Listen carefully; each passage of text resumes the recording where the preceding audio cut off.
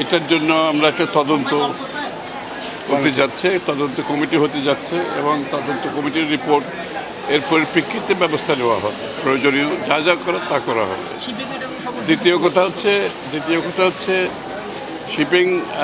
Shipbreaking association থেকে প্রত্যেক পরিবারকে ওরা 10 লক্ষ টাকা করে, আমরা বলেছি ওদেরকে কম্পেনসেশনের কথা, ওরা 10 লক্ষ টাকা করে প্রত্যেক ফ্যামিলিকে দেওয়া হচ্ছে।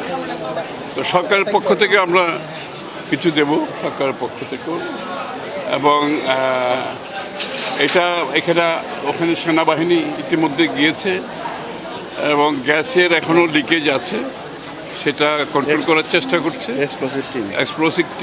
সেনাবাহিনীর এক্সপ্লোসিভ টিম গেছে, ওরা ওটা নিয়ন্ত্রণে আনার চেষ্টা করছে। গ্যাসের এক্সপ্লোশন তো খুবই কঠিন একটা অবস্থা, এটা ম্যানেজ করা খুব কঠিন। সেনাবাহিনীর চেষ্টা করছে এটাকে নিয়ন্ত্রণে আনার জন্য। এই আর কি। ইতিমধ্যে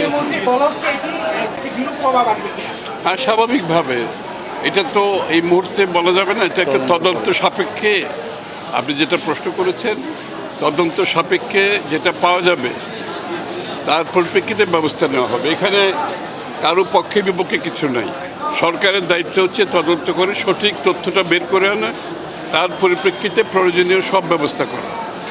শিল্পটাই তো এই ধরনের ঘটনাগুলোর কারণে হুমকির মুখে পড়ছে। আমরা দেখেছি প্রথমে ছিলাম, আমরা দ্বিতীয়তে নেমেছি, এখন এই ঘটনা আরো কতটুকু আন্তর্জাতিকভাবে যে প্রভাবটা পড়ছে। এটা তো সরকার, আমরা এই সরকার আসার দায়িত্ব নেওয়ার পর থেকেই ব্রিনিয়ার্ডের যে কমপ্লায়েন্সগুলো, এগুলোর উপর আমরা জোর দিচ্ছি, তাদেরকে বলা হচ্ছে, এবং এগুলোর ইন্সপেকশন চলছে। ইন্সপেকশন তো এখানে হংকং যে চার্টার, তারাই কিন্তু এই গ্রেডিংটা ওরাই করে, এটা সরকার করে না।